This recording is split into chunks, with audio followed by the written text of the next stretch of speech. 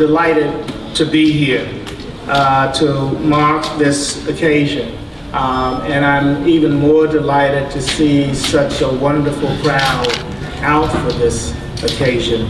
It seems to me that from this point on, that every time we have an event, that we have to invite the DA and his staff, and that will assure us of getting the right audience.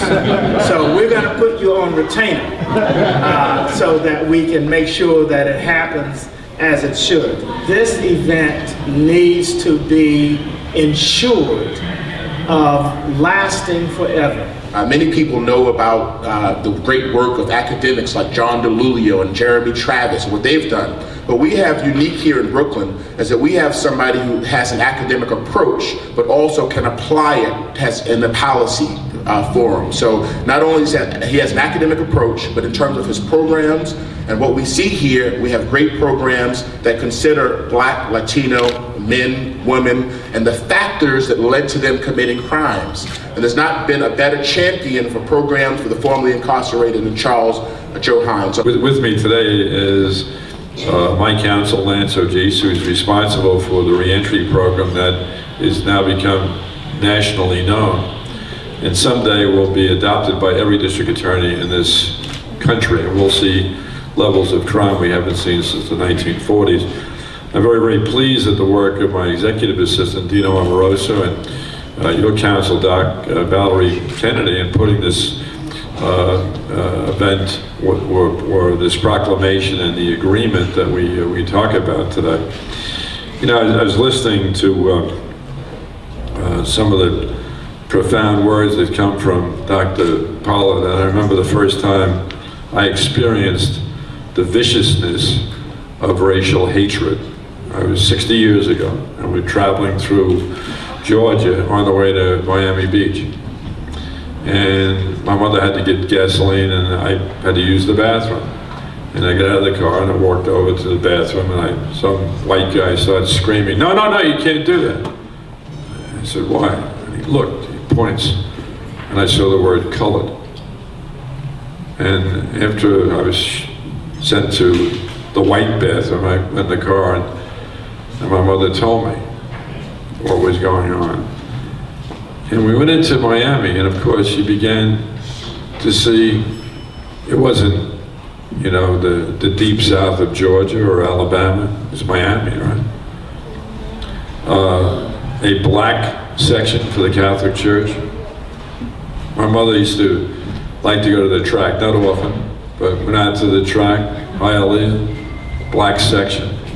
It was absolutely disgusting. And I was saying before that I heard on NPR some folks talking. They were both African American professionals, and one said, "You know, maybe we've come to the end of this Black History Month." Really? Letter from Birmingham jail wasn't written in the 1920s. And however, the progress that we have seen, it wasn't one without struggle. And it can be lost without a continuation of struggle. I have 16 grandchildren, and of course, you know, they're such a great delight. Recently, I got an email from one of my kids who said, I want to pass this along. Our 5-year-old Kelly said to her 2-year-old, 3-year-old brother Owen, you're not going to believe this, but before we were born, brown children couldn't be in the same room with white children. And then Dr. Martin Luther King was born, and he changed all that. That those young kids are being educated as to the impossible viciousness of racism. Makes me very, very proud.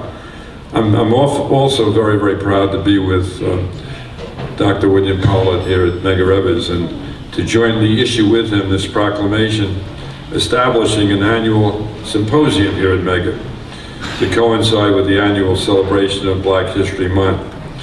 Each February, academics, attorneys, historians, social scientists, social workers will meet to explore the intersection of race the law, and society as a whole, as reflected in historical and current events. The goal of the symposium is twofold. First, to foster academic research that focuses on the connection between race and emerging trends or public policies in the area of criminal and social justice, civil rights, healthcare, education, and diversity in the legal profession and in law enforcement. And second, to enhance community understanding of the social, political, historical, economic, and educational impact caused by the dynamics of race and law in American society. The hope that Dr. Pollard and I share is that the research which will be developed from this symposium and the enhanced understanding will empower the community, especially our youth, to realize the dream of Dr. King and other great civil rights leaders of a more equal, just, and tolerant society. I want to express my gratitude to Dr. Pollard for agreeing to host this annual symposium. And I'm very proud of our prior collaborations with him and the college, specifically our partnership in our community justice program, which provides educational support for the formerly incarcerated and those at risk of incarceration. The community justice program pairs Medgar's strong academic programs in social work and related disciplines with our nationally recognized reentry and diversion programs, and includes an array of initiatives, internships, and courses that create opportunities for students and for the formerly incarcerated.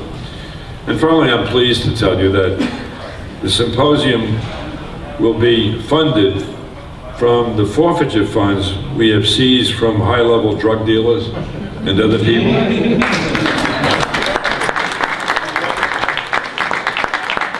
And this is important because it's a commercial. And the proceeds from the sale of my reissued 25th anniversary edition of Incident at Howard Beach, co-authored by myself and Bob Drury. The incident tells the story of terrible tragedy which befell 23-year-old Michael Griffith, who was murdered in the Howard Beach section of Queens County solely on account of the color of his skin. The book describes my investigation and the trial that I was privileged to lead as the chief prosecutor. 3 defendants were convicted of homicide and received very, very long prison sentences. We're into the year of the trial. I moved that case for trial in September of this year, 25 years ago. And it's our hope that we can market this book during this month and to begin to get the kind of resources necessary to support this symposium. So if you want a good read, Incident at Howard Beach, and don't go online for the cheap edition. New York City has changed dramatically from the 25 years ago when Michael Griffith was murdered. Many, many positive changes have occurred, but we have, make no mistake about it, still a long way to go. Our symposium, we believe, will lead us along the right path. And finally, if you have any doubt about the need to continue Black History Month and its great celebration, I hope you all see slavery in the law. I think it's a stunning example of why we must never forget what happened.